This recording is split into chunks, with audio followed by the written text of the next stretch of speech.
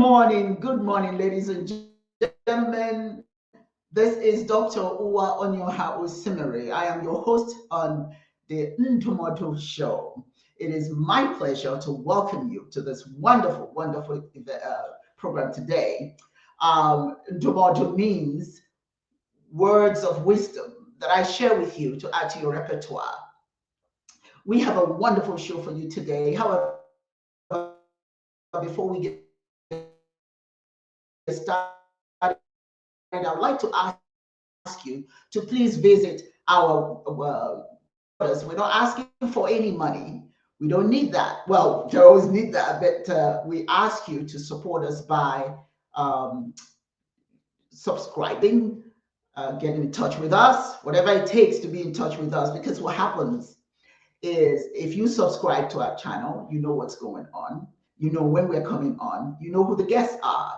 So I ask you to please subscribe to the Ndumodu TV on YouTube, and so keep up with us and be a part of the Ndumodu TV family. Well, as I said earlier, I have a wonderful, wonderful guest for you today, and our focus is on Nigeria. Nigeria, my homeland. Very proud of it, and you all should be.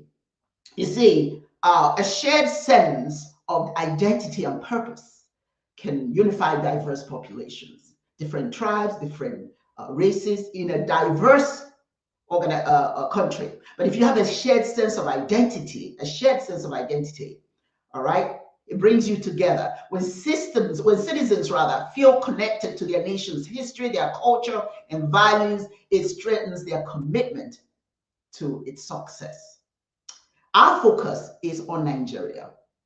Today, we are privileged to interview a remarkable gentleman, MUSA-ODOD0 Abdulrahaman, who is also the international liaison for the African Women Mobilization Commission in Nigeria. We're so very proud of him and the work that he's doing. The work he's doing for nonprofits, the work that he's doing for the country. His vision for Nigeria is what we're going to be talking about today. This vision encourages everyone to embrace the idea of a potentially prosperous and united Nigeria. He's been featured in numerous newspapers and television programs and has conducted various seminars advocating for a national policy dialogue in Nigeria. As the president of the Initiative for the Discovery of Nigeria Heritage and Endowment, he is deeply committed to fostering a cultural dialogue essential for Nigeria's progress. And you know, I really always enjoyed talking to this young man because you see, we're connected to what makes it possible for good things to happen. You must be connected with them too. So I'm very honored to know this gentleman. It is his passion that made me want to have him interviewed today. So that if you listen to him, you can hear some of the ways, some of the recommendations that he's making that will help Nigeria to advance as a united and progressive nation. Before I bring him forward,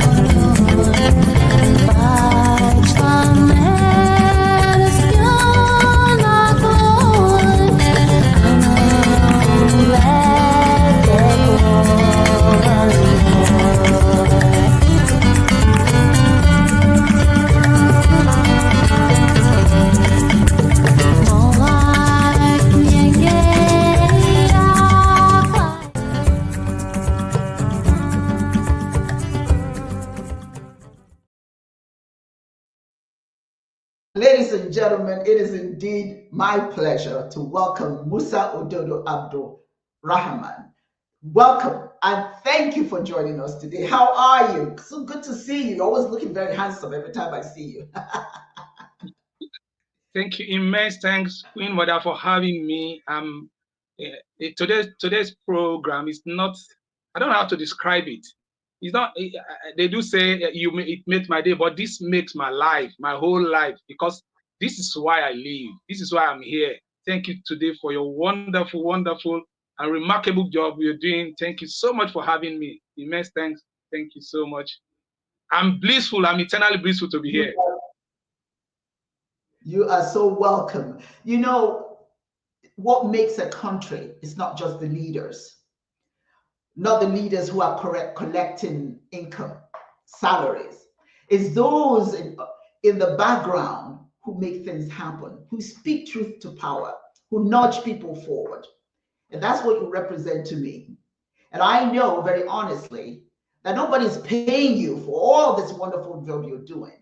But you know what? You are enriching our lives, and your life is going to be enriched accordingly. So thank you for being here, and thank you for the work you're doing. Now I want to start by asking you, what inspired you to start the initiative for discovery of Nigeria heritage and endowment? And what is your ultimate vision for Nigeria? Thank you so much, Puma. This is a very wonderful question, and it's good to know where you are coming from. It all started when I was young. When I was young, it consciously started when I was 18 years. I'm over a little about 50 now. When I was 18 years, that is over 30 years of my life. As a young person, I went. It's like do I call it spiritual rendezvous with my creator? I've always gotten this urge that I want to know who I am. Why am I here? Why am I here? It's just this one. I think this one consciously started when I was very, very small, even before that 18 that I started this project. I've always been what is life? What is this life? Why? Okay, I don't know. Life is a mystery that you cannot unravel, but at least I must know why I'm here as a person. That is how it started. So it was the spirit of God, my creator, or if you like, in our local palace, that the language that I know Queen Mother speak, Chineke, took me. The spirit of our ancestors took me to the beginning of who I am. And along the line, because of time, I will not be able to say all of. There are some, you know more than I do. You are deep into spiritual work, Queen Mother. That there are some things that even the tongue cannot speak, but at least I know. I came to the realization that I'm not just. It's not just by accident of birth that I am Nigeria. That I have a purpose in which I must fulfill in this. And as I grew up, just like I said, from 18 years, I came to this realization. I saw it. I saw it that I will be one of these entity, or one of the living entity, a light bearer that will bring about what they call a nation. I came to the realization that nation is not just a geographical entity, that is the human person that's the nation. And this nation will come to that person that is a nation, and that is how it will begin. And the vision is clear. The vision is so clear that you will create that the purpose is so clear that you are going to create and build.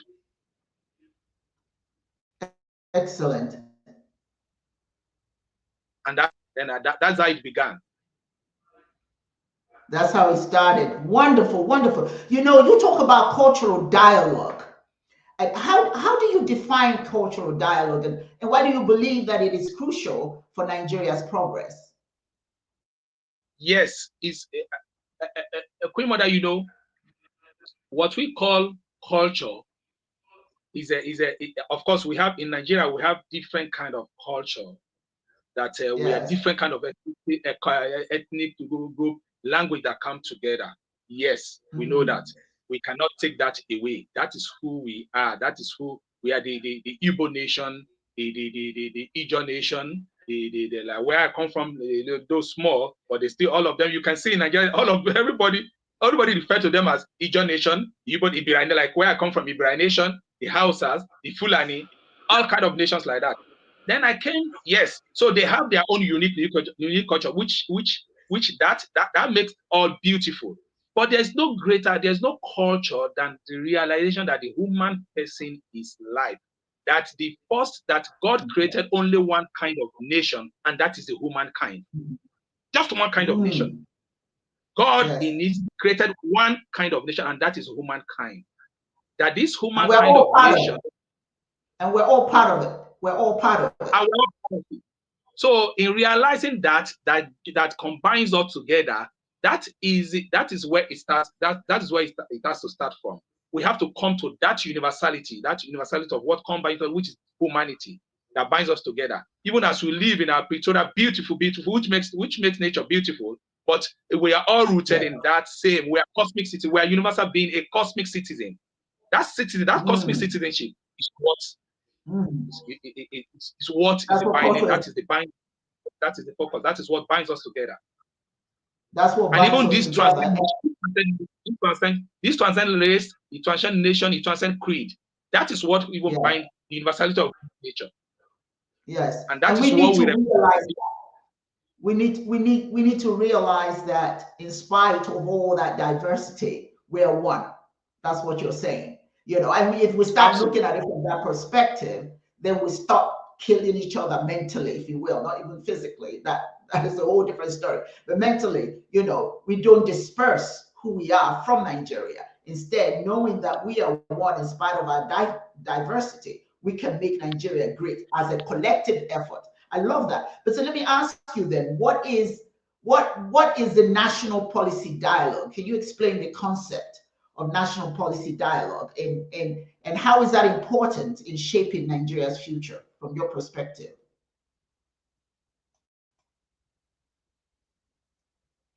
Did you hear my question? Okay, he's frozen for a minute there. So hopefully he'll come. Okay, yes. There you go. Yeah, I lost you for a minute. Did you get my question? No, I didn't get it. Sorry. Okay. Yeah, the question that I asked you is what is national policy dialogue? And how do you see this as an important aspect of shaping, or concept rather, of shaping Nigeria's future? Great. Oh, thank you, Queen Mother, for this wonderful question. Policy dialogue started as part of my realization in the evolution of nation is that every generation must discover its own mission. They either fulfill it or betray it. The generation of our great founding fathers founded an independent country for us. Those great men, without war, they bequeathed to us this beautiful country called Nigeria. So the greatest and the greatest call and responsibility of this generation is how to consciously make that country a nation, the making of a nation. Because I came to that realization also that great and unified nations do not happen by historical accident. They don't happen by chance. They are product of a conscious statecraft. And in every turn of every society, in the evolution of every society, there must be a dialogue, the coming together. It happened even in this. If you look at the history of the great founding father that I spoke about, our founding father, the likes of Nnamdi Azikiwe, Papa Awolowo, the great Zig of Africa, that is Nnamdi Azikiwe, the great Zig of Africa, that spoke that with his nationalistic view, the Papa Awolowo, the Usman, the Sardauna, the first Prime Minister Tafawa Balewa, those great men, they fulfilled their own mission during their time. And what is it? They, just like I said, they gifted us a great country without bitterness or bloodshed. If you see, if you go back to history, you will see that they had dialogue. Dialogue with who? They had dialogue with their colonial masters. And let me corroborate this with their speech, their immortal speech in the Declaration of Independence, the speech declaring our independence by Nigerian first Prime Minister Alhaji Sa'ad Tafawa Balewa. He said, and I quote, "Today's ceremony marks the culmination of a process which began 15 years ago, and it has now reached a happy and successful conclusion. It is with justifiable pride that we claim the achievement of our independence to be unparalleled in the annals of history. Then he went further to say that this great country, which has now emerged without bitterness or bloodshed, end quote. Let me quickly corroborate that again with the reaction of the great disease of Africa, his fellow compatriots, one of our great founding fathers, the great disease of Africa, his reaction to the first coup held 15 January 1966. He said, and I quote, he said, and I quote, violence has never been an instrument used as founding father of Nigerian Republic to solve political problems. In the British tradition, we talked the colonial office into accepting our challenges for the demerits and merits of our case for self-government. After 6 constitutional conferences in 1953, 1954, 1957, 1958, 1959, 1960, the Great Britain considered to us the right to assert our political independence. And from October 1st, 1960, none of the political party ever adopted violent means to gain our political independence, to gain our political freedom. And we clear, and he too also claim, he said, and it is with, and we claim with pride that not a blood of the British, not a drop of the British blood or Nigerian blood was shed in the course of our national place, for in the course of our national struggle for our place in the sun, end quote. Why I'm bringing this historical fact that they had a dialogue. I love to listen to Papa Nnamdi Azikwe's interview before he passed on when he was 90. He emphasized that he was having a conversation with he was telling the host that I said we're going to have our independence without bitterness or bloodshed. He said the British gentleman he was speaking to that time. They said, how can you possibly do it? He said dialogue. He said dialogue. He said we are going to have a dialogue. There's not going to be a bloodshed. So meaning that in the time of history, even within us, there must be a dialogue in making of a new nation out of that country. That is how it is in all history. Queen Mother, if you study all civilization, all history, in the apex of their transition, in the evolution of that transition, they should be coming together to talk. Yes. And that is how it is, and it's very, very pertinent. They should be coming together to talk. How do we make a nation? Just like I said, a nation is different from a country, but they fulfill their own mission by gifting to us an independent country. But the greatest call for this generation is to have a dialogue. And I call this dialogue, it's not just a dialogue, I said dialogue with wisdom. If you look at human history, dialogue with wisdom is a profound and timeless precept that had helped the evolution of human history, human evolution in their most trying time. And you can see in Nigeria, it is evident all over Nigeria that we're in our most trying time now. Institutionally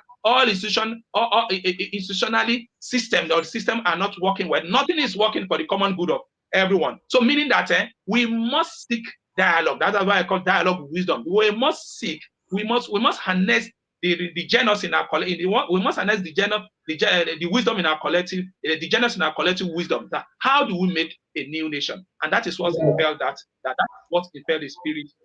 That's the spirit that impels why we started the national dialogue.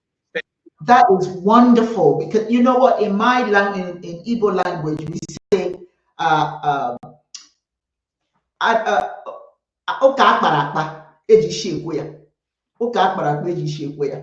when we have a conversation and we nod, we have an agreement.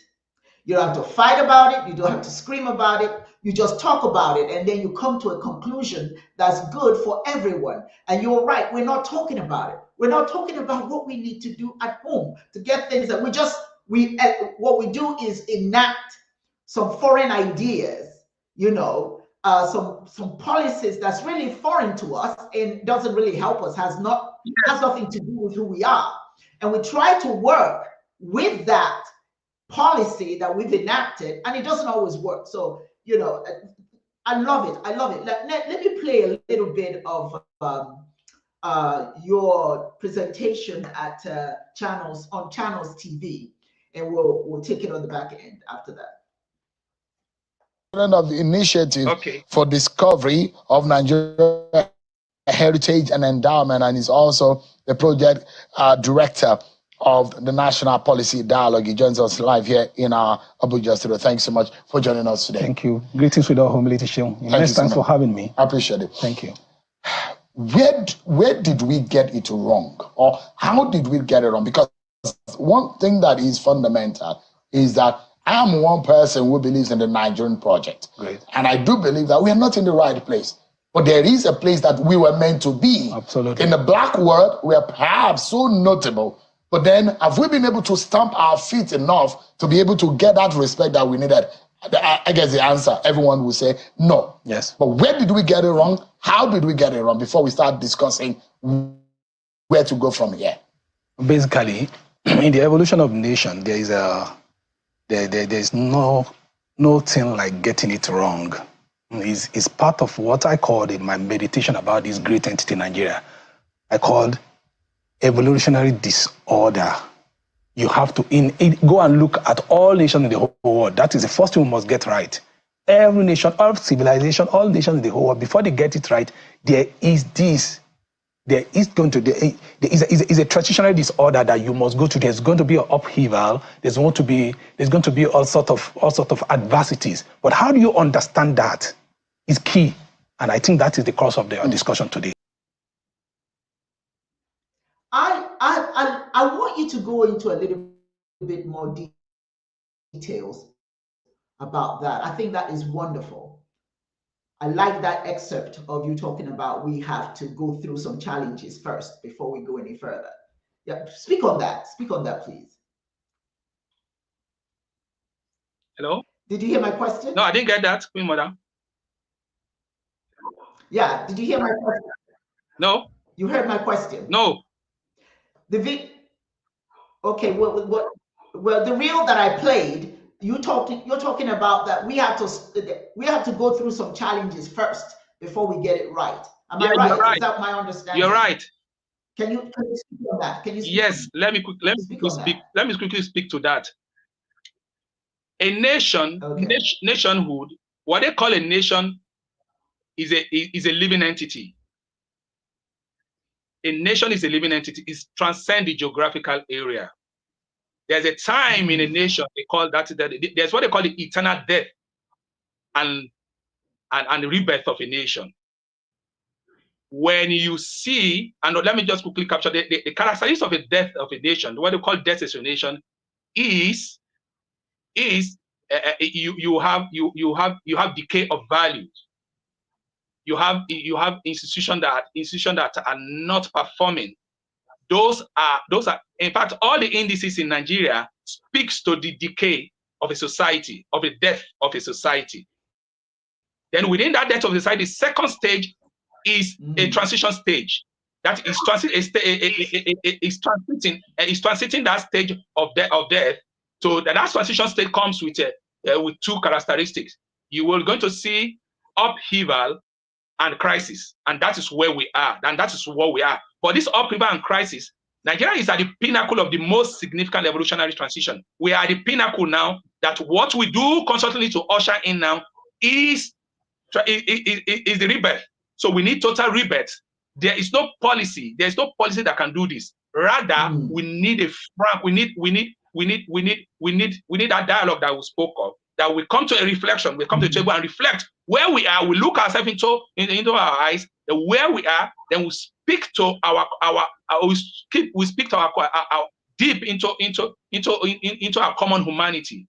Into our common humanity, we speak deeply to what our connectedness of who we are as a people, and that is how it's engendered. That is how it's activated in all generation, all civilization, all nation that have gotten it right. That is the position in which we are, and it's not by accident that maybe few people are saying it, and I thank God that has chosen me for this. Though it's a very, very difficult task, because if you start saying something that people do not understand. Just like I say, people will surprise. It takes 30 years of my life.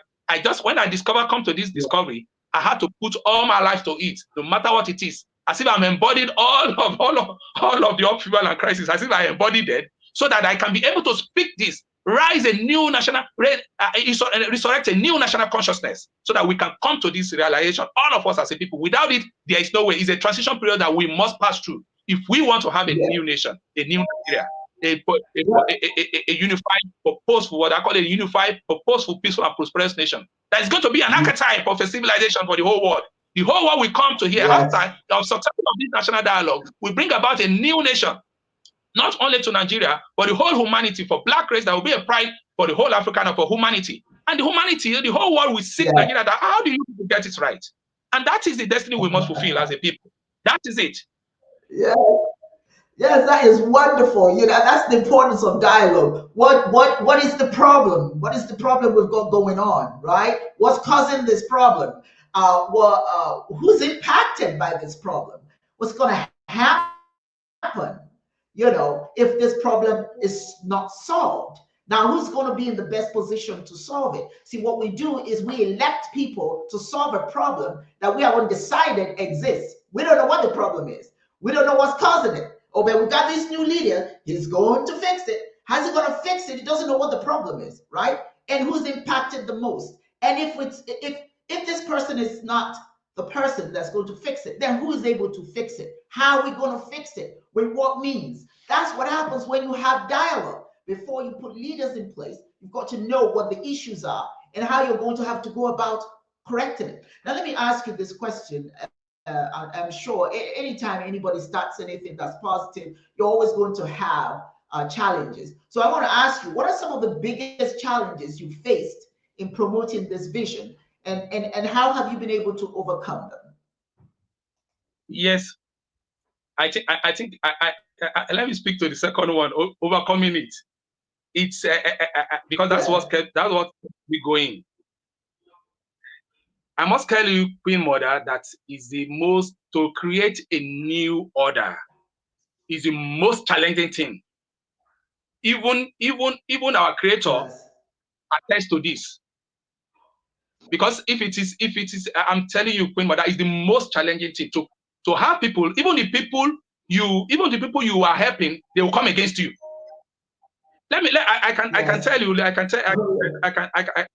I'm facing the whole world now. It's good to say so that any other person that wants to follow this line must embrace it, but must recognize this, recognize the challenges. The first is that even within my home, I lost what I call a home of my own. I lost it first. Because what you are trying to do is you want to build a universal home, a home for everybody. So the first test the first test that nature will bring up to you, and nature is the best teacher, and you know he teaches through adversity. It's adversity. I'm telling you, Queen Mother, I passed through adversity. That what I call my own personal home was taken away from me. But what kept me going is that God in his infinite mercy gave me the understanding. Not too much that I have faith, but there's nothing that is more powerful in life than understanding of who you are. When I came to that understanding, that was kept me going. That what I'm about is something that will bring about a universal good, a common good to everybody. I think that is a bigger joy for me that transcends any other thing than this immediate family. And I know that nature knows how to there's what they call compensation in law of nature. Nature never violates her own principle at all. He's the best teacher. He's the best teacher, but she never violates her own principle. Because she will, and that family that I talk about are coming back to me now. Because they now see again that this person has he kept on and he's doing. That's the first thing I had to face as a people. My children my wife was, in short, it was a challenge that I practically don't have a home. And there's nothing, in short, when I say I don't have a home, I cannot see my wife, because I'm passing through challenges that, just like I said, nature will take everything that's going to distract you. In life, there's something to pay. It's only that we are mistaking payment of, we are mistaking, there's a price tag in life. It's only that we are mistaking now that we turn everything to cash. No. The greatest thing in life, just like I said, the greatest teacher is nature, because she never violates her own principle. She will try with adversity, but the first thing he will take from you is what I call a distraction. Queen Mother, there's nothing that can distract, and there's nothing that can distract. Later, I now realize that there's nothing that can distract me most from this destiny than my wife or my children, because that's the first love you have for them. But nature will take them away from you, but they'll bring them back later. Which I said, thank God that they are coming back. Of course, I'm coming. My family are coming back to me now, because they see that the dream is fulfilling. People are now talking that there's time for this, or this awakening that people are now attracted to it, and that's the first test of vision. Vision must be tested for authenticity. Authenticity of vision must be tested, and that is what is it. And I thank God because of the understanding that I have for this vision, kept me going, and that's become my intangible strength. And the mind is the most powerful strength. Understanding of what you carry and what you are as a person. And that is what I'm trying to tell everybody, that we must not only me, everybody as a Nigerian must understand the kind of destiny and the purpose of who we are created as a people. When we come to this understanding, we'll have much more strength that I have as a person to realize this great and unparalleled destiny for the whole, not only for us, for the whole humanity. And that is it, Queen Mother. Thank you for this question. Yeah. Yeah. If you believe in anything, whatever that thing is, you must have the passion for it, and you must be willing to fight for it. Lose your terror of opposition, because the opposition will be there, you know? So you just go after it with all your compassion, and I can see it. You've got a passion for it. All your passion, that is. You have a passion for it. That's a wonderful thing. Now, let me ask you, you are so welcome. The engagement in the community. I've seen, when I played the video, it showed some of the workshops you've had. How do you engage in the local communities in your initiatives? How do you know, what role do you see the community playing in the nation's development? Very, very, very, that's a very, very pertinent question, because that is where it starts from. Just like I mentioned home, when you answer the question, when I was answering your previous question, I used home as the first of trial, just as our home, and then the home is the basic brick of a society. And it just acts of the next step now, which is community. And different home, a collection of homes coming together makes a community. That is it.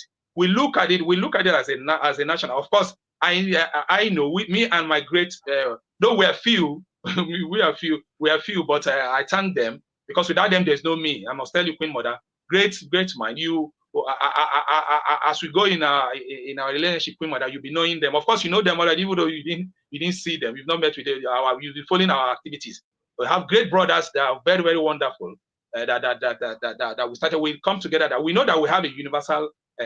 What we carry, the destiny we carry as a people of Nigeria is universal. Of course. So how do you realize this? Is to break it down. Okay, we have identified. If you see how wonderful we identify each other, I know that God is at work. I'm telling you, Queen Mother, we identify each other just one by one. Nature has been nurturing each one of us from different. Just like I said, we're very few. Of course, you know, this is a special.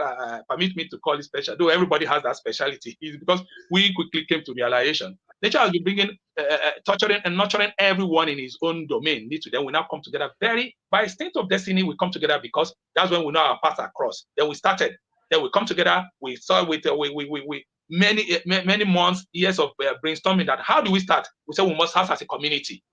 We cannot do it alone. We have identified each other. And the next thing is to how do we have a critical mass? And to have a critical mass to start as a community. That is why we started. We started through talking to people, through our various. In short, we will have our banner. We do banner in Abuja and all other and some other of our people in other localities in Nigeria. Every corner, every junction that we know that people are there, we'll bring in Nigeria is possible. We'll put a different kind of write-up so that can inspire people. In short, look at abuse. People abuse you. Yeah, this one, they don't have work. Who they sponsor yourself? We are matured men. We have wives, so we have children. With all this challenging and everything, we will defy. We will not allow. We do that. Those are one. That is the fourth part of what we use to raise consciousness. So people began to know us, to recognize that there's something that is, and we know that what we carry, the highest, the most potent of our force is the nature that is behind us. The universe is behind us, Queen Mother. We got the universe behind us because because we are speaking the language of the universe. So we know that the universe is behind us. So that this kept us going. That there's not any amount of force that can get this down. We know it, and that is what propels us. I'm telling you, Queen Mother. So with this understanding, we go out there. We know that consciousness. No, everybody is a product of consciousness, universal consciousness. We know that it will keep igniting in every person's heart as we go one by one. We know this. We know that at the back of our mind. So we kept going. Saying that the part of the what you play in the intro is then we now upgraded to bringing people together. We call it the reconciliation and healing. We recognize that if we have to wait for these leaders that we have now, they don't have it. They don't see it. If you cannot see it, you can never be it. What you don't see, you can never be. They don't even have the understanding of what we're talking about. I said, let's do it on behalf of our nation. And we began. We said the national. We call it. We the people of Nigeria reconciliation. We organize the national reconciliation and healing. And the first day we come every local. We invited everybody, all young men, because of course Krista is young men. We invite they are an admixture of young and old, but we invite them, and all of them represent their culture, their ethnicity. We come together. The first day we forgive each other. We confess to each other that yes, we have wronged each other, and we forgive each other. Queen Mother, I'll send you a special video concerning that. You see it. All of us cried. We cried. We cried. We cried. Forgive each other. On behalf of this nation, then the second day is a reconciliation. We now reconcile. We now reconcile. On behalf of this nation, we have reconciled. That if our leaders, so-called leaders, they cannot do it, of course, we due respect to them because they didn't see it. Just like I say, you says they are product of this society too. But I'm not observing them of not seeing it. But at least let's give them the benefit of that, because they are. We believe, we know that if they see what we see, they are going to change, and we know that with time, this consciousnness we take over of them, because it's unstoppable. The new Nigeria is unstoppable. Then there's nothing can stop it, and it must come to fruition. That's why that was how we started. They're bringing people together, young mind, and representing Nigeria, and we keep it up. Yes, wonderful. You know what? What I was listening to find some of the key things you're doing that's really going to make a difference, and that is the engagement of young people.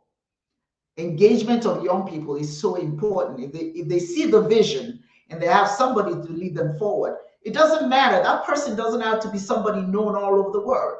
It can just be somebody who has the mindset, somebody who has the passion, somebody who has the will, somebody who wants to move forward, but no matter what, somebody who's not afraid to say what needs to be said. So, targeting young people is extremely, extremely important. And I think it's also important to remember one thing. When you start a fire, you don't start a fire from the peripherals. You don't start a fire from the side. The fire starts in the center for the most part. It starts small. It takes a spark, right? And that spark causes more and more of that fire to go up, because now the wind, everything is coming in. And that it is with a vision. A vision starts with a little spark and just sets it off. Before you know it, everybody's a part of it, and it's going. I love that.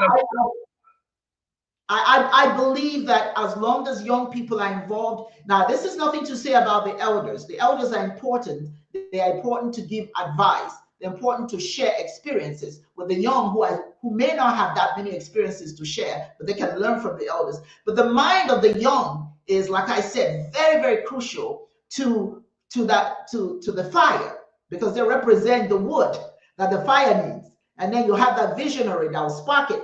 And before you know it, everybody just buys into it, no matter what the age is, no matter the gender. If it's a positive light, people tend to gravitate towards it. Now, I have a question for you. Can you share any success stories right now that has your work has caused a particular policy, has impacted any policy, or is that something that you're even interested in? Has your effort impacted any policies that you can? All right, go ahead. Yes. That's a very, very, very fundamental question, Queen Mother, because ultimately that is where we are going. And and thank you so much. You're stoking the fire in me. I know my colleagues are watching now. You're stoking the fire in us by understanding there's nothing good as you see somebody that knows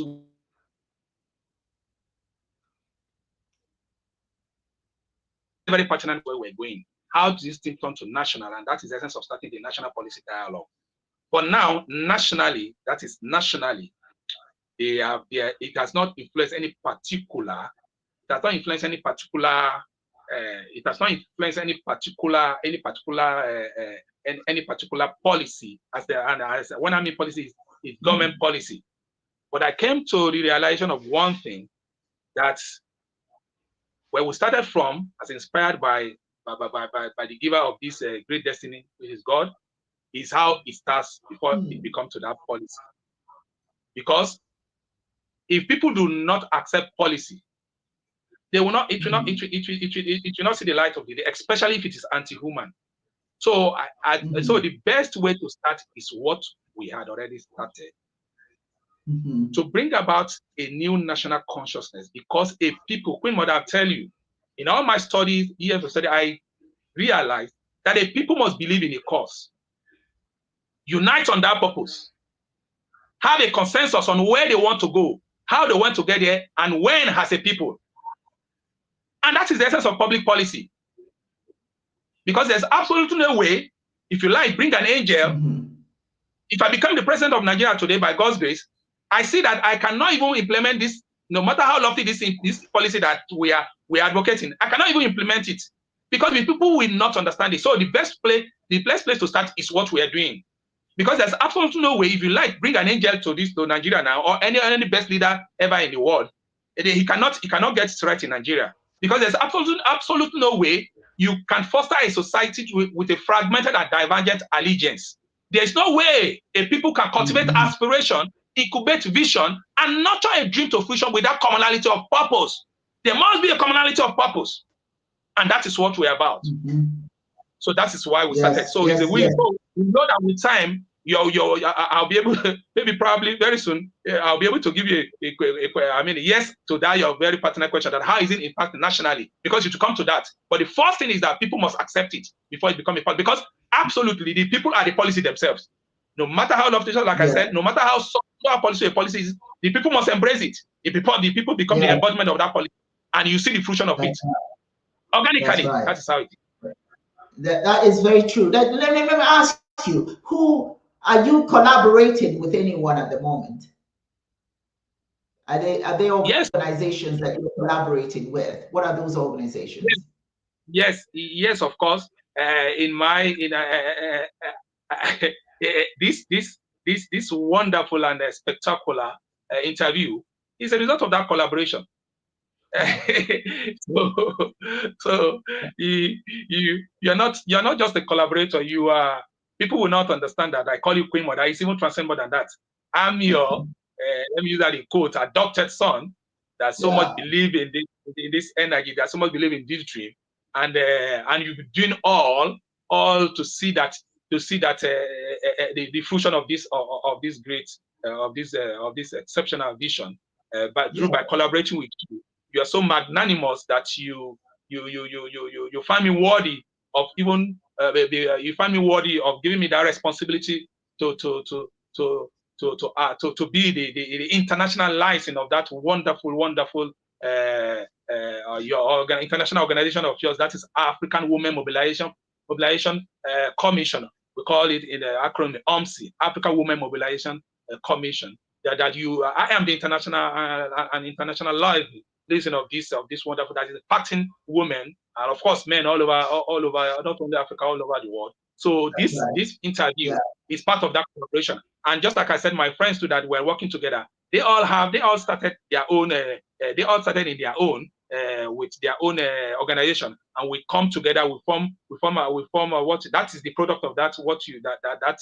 That coming together of young people you played in the interlude. Yes, it's a product of. I want to share this. I want to share this with you. One of the most critical things that leaders must do is not just pick leaders in their own forums, or leaders who are at their level, or leaders that they consider to be most important. They must look at the people in the community with ideas. You can get your ideas from everyone. I called you because you have wonderful ideas that need to be heard. We need to let people who have good ideas to be heard. Not just who we think is in this section or that section or that section. Everybody matters. That's a think tank. Everybody matters. Everybody has good ideas. No matter how rich they are, no matter how poor they are, no matter whether they're men or they're women, it's a think tank. When you're making a soup, you bring a giddy, you put oil, you put water, you put meat, you put chicken, you put whatever. That's what makes this soup good. If all you have is just one ingredient, it will not taste good. So I'm always looking for individuals who have a good idea to share. Because that one idea could be the idea we've been waiting for.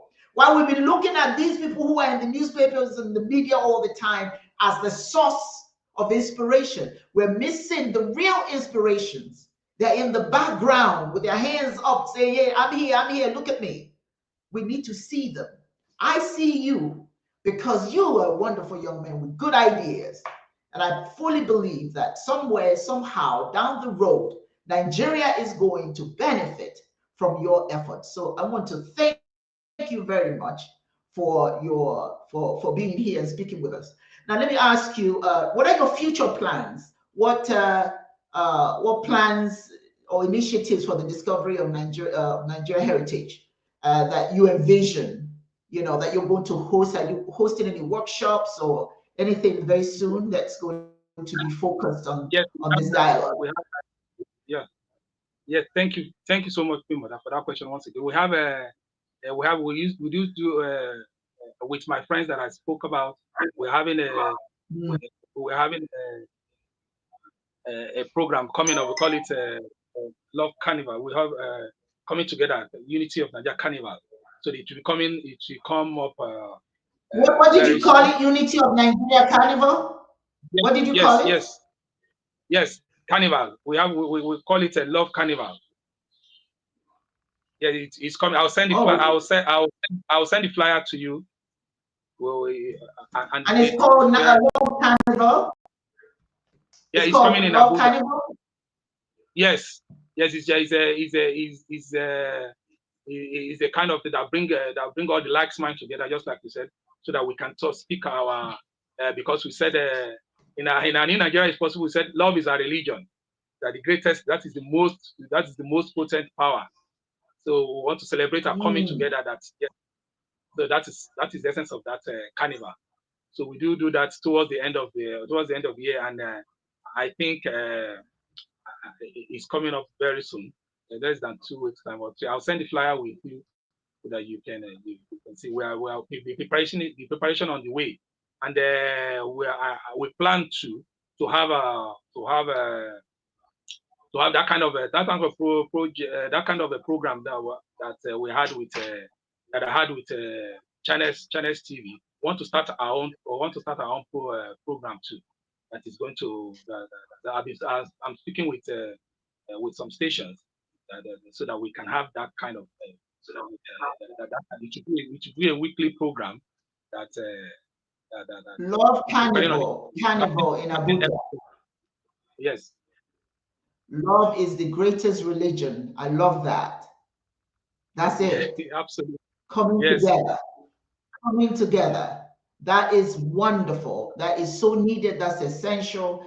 And please, if you send me the information, I'll be sure to, or at least when you have this video, please put down where they can get in touch with you if they want to participate in this carnival. Love, I'm going to play that again, put that again. Love Carnival in Abuja. Love is the greatest religion. Let's not forget that. Love indeed is the greatest religion, because sometimes, unfortunately, religion tears us apart. It divides us by Christian, Muslim, etc., etc. But we forget our humanity in the process. Yes. Forget that before the religion came, we were, and we need to get back to that mindset. It's okay to be whatever you want to do as far as your religion is concerned. But remember, the Creator created one nation, all of us. And all we have to do is see each other and stop fighting each other, hear each other, use our ideas, put it in that, make a company development glue, okay? That once we all put our hands in there, it glues onto us, and we know we're part of the ingredients necessary to move Nigeria forward. I really am very proud. So I'm going to end this program by asking you this final question. What is the message? What is the message that you want everybody to know, to take message you want to leave us with today?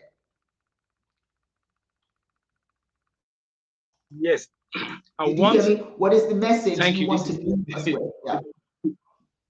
Yes, this is very important. I want this, and in a clear terms, I want all of Nigeria to come to the realization that God God, it's not by accident that has brought together the greatest concentration on the surface of the earth called Nigeria today. She has a purpose. And what is that purpose? The purpose is to establish a civilization that I call in my meditation, I say a universal civilization that will not only unify us as Nigeria, but unify the humanity. I want everybody to come to this realization. It is by understanding this realization that we even ourselves will come together in order to fulfill this universal purpose. And that is it. Even a human person, every person has a purpose-driven life. We must realize this purpose, and so that we can fulfill it as a people. And we'll have a nation that probably this might be too extreme, but I call it a nation of heaven on earth. We can resurrect heaven in Nigeria. All this adversity can become heaven. We can resurrect heaven in Nigeria, a nation of heaven. We will realize that in Nigeria, and all other nations in the whole world will be coming to Nigeria. How do you people get it right? How do you people get it? We'll look at them that, yes, we realize who we are. And that is who we are as a people. To give a civilization that I call the last archetype, an archetype of civilization to the human family. That is it. That's indeed who we are. And we are Nigerians out there. We need to be proud. Where sometimes we hear all these negative things about who we are, but we know who we are. When you have it in your heart, when you understand who you are, when you pay attention to your culture, pay attention to what your ancestors left for you, when you pay attention to the people in the think tank, not just the rich, but also the people in the people in the streets, the people who have the ears for what's going on, the people who need so much for the country to go together, to work together and become successful. People like Musa, thank you so very much for being here today, for sharing your thoughts on this very important matter. And if somebody wants to reach you today, is there any particular phone number or maybe a website that you want them to use? Yes, you can reach us on www.nationalpolicydialogue.org. .nationalpolicydialogue. Say it again. National policy dialogue. Yeah. .org. .org. Yes. Okay. Let me see if I can add that. All right, and get people to visit. Please, if you want to hear a little bit more, you want to know a little bit more from Musa, please, nationalpolicydialogue.org, nationalpolicydialogue.org. Ladies and gentlemen, if the country we call Nigeria, that we love, if it's to be a reality, it's going to take all of us. It's not going to be about what the leaders are doing or what are the leaders not doing. Even if the leaders fail you the first time, you still have a responsibility to rise. It is your responsibility to look at your neighbor and sit with your neighbor and have a conversation, the dialogue that he's talking about. Find out what's going on. What is wrong? What's going on? Who's causing it? What's causing it? Be a part of the solution. Don't be somebody saying you cannot move into your greatness from the backwoods of your house, from the garage or from the corners of the back door. You have to be in front. You have to take part in the conversation. And let me say this, no matter where you stand, no matter what your financial situation, no matter who you are, you educated or not educated, it doesn't matter. If you have a mind and it's open enough and you have something to share, hold your head up high and say, I want to be a part of this dialogue. I've got something to say. And when you say it, we will be prepared to hear it. Thank you so very much for joining us. Thank you, Musa. We appreciate your time today. I have a second show that's coming up in about 5 minutes. So I'm going to get ready for that. And thank you. Thank you. Thanks. Thank you. Colossal thanks to you, Colossal thanks to you. You make my life, not only my day. Thank you. God bless your lovely heart. We love you, Queen Mother. Love you too. Take care. All right, everybody. Bye-bye. We'll see you soon every Saturday Bye-bye. on Ndumodu Show.